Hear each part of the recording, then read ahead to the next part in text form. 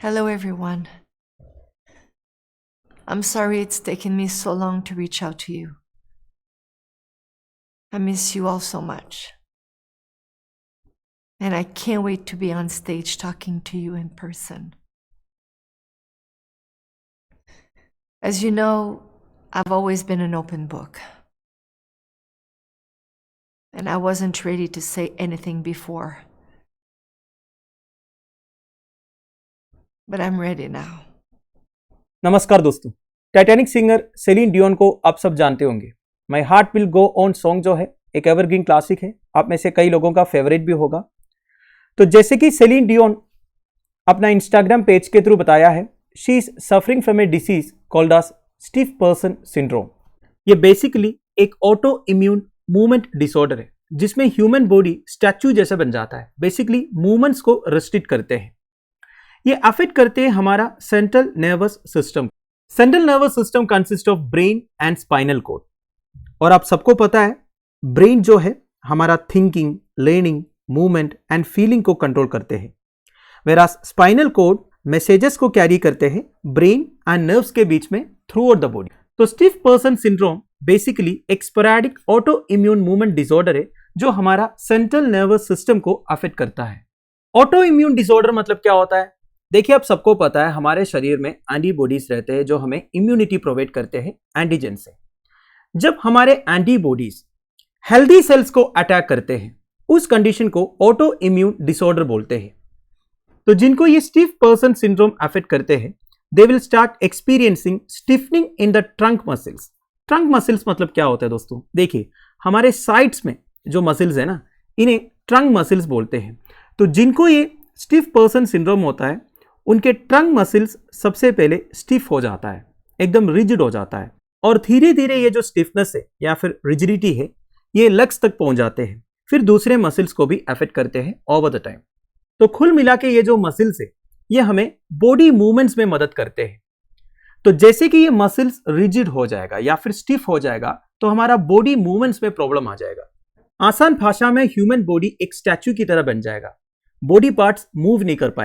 सो stiff person syndrome को मॉश वोल्टमैन syndrome भी कहते हैं। फॉर्मली इसे स्टिफ मैन सिंड्रोम भी कहता था, and it is known to cause painful muscle स्पैसम्स।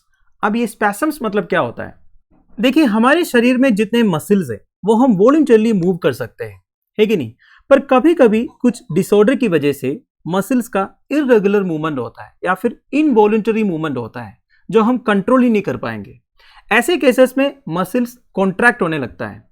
ऐसे कंडीशंस को मसल स्पैसम्स बोलते हैं। वैसे दोस्तों, हमारे शरीर में वॉलंटरी मसल्स भी है, इनवॉलंटरी मसल्स भी है। वॉलंटरी मसल्स का मतलब जिनका मूवमेंट हम कंट्रोल कर सकते हैं। इनवॉलंटरी मसल्स मतलब जिनका मूवमेंट हम कंट्रोल नहीं कर सकते, इनवॉलंटरी मूवमेंट होता है। फॉर एग्जाम्पल, हमारे ब्लड वेसल्स में जो मसल्स है, डाइजेस्टिव सिस्टम में जो मसल्स है, लेडीज में यूट्रस में जो मसल्स है, यूरिनरी ब्लैडर में जो मसल्स हैं, वो सारे इनवॉलंटरी मसल्स का एग्जाम्पल्स हैं। तो ये स्टिफ पर्सन सिंड्रोम में पेनफुल मसल स्पैसम्स होते हैं, और ये मसल स्पैसम्स कभी भी हो सकता है, जैसे कि कोई इमोशनल डिस्ट्रेस की वजह से हो सकता है, ज्यादा नॉइस आने से हो सकता है, या फिर कोई लाइट फिजिकल टच से भी हो सकता है। बहुत पेनफुल होगा, और ये समय के साथ हमारा पोस्चर को भी बदल सकता है, चलने या चलने की क्षमता को लिमिट भी कर सकता है, और कुछ पेशेंट्स को लाइफ लॉन्ग ट्रीटमेंट प्रोवाइड करना पड़ता है एक क्वालिटी लाइफ मेंटेन करने के लिए। तो ये स्टिफ पर्सन सिंड्रोम का एग्जैक्ट कॉजेस क्या है ये अभी तक रिसर्चर्स फाइंड आउट नहीं कर पाया है। However, it is believed that stiff person syndrome is an autoimmune disorder in which your immune system starts attacking your healthy cells. ये मैंने आपको पहले ही बताया था, हमारा इम्यून सिस्टम हमारे ही हेल्दी सेल्स को जब अटैक करते हैं ना, इससे स्टिफ पर्सन सिंड्रोम होने का मैक्सिमम चांसेस है। So how rear is stiff person syndrome? The disorder affects 1 or 2 people in 1 million. देखिए दोस्तों, 10 लाख में से 1 या 2 लोगों को होता है stiff person syndrome, and the true rate could be much higher. ये डाटा तो जितने लोगों ने रिपोर्ट किया है उसमें से निकाला है, अब ट्रू रेट इससे भी ज्यादा हो सकते हैं, ठीक है?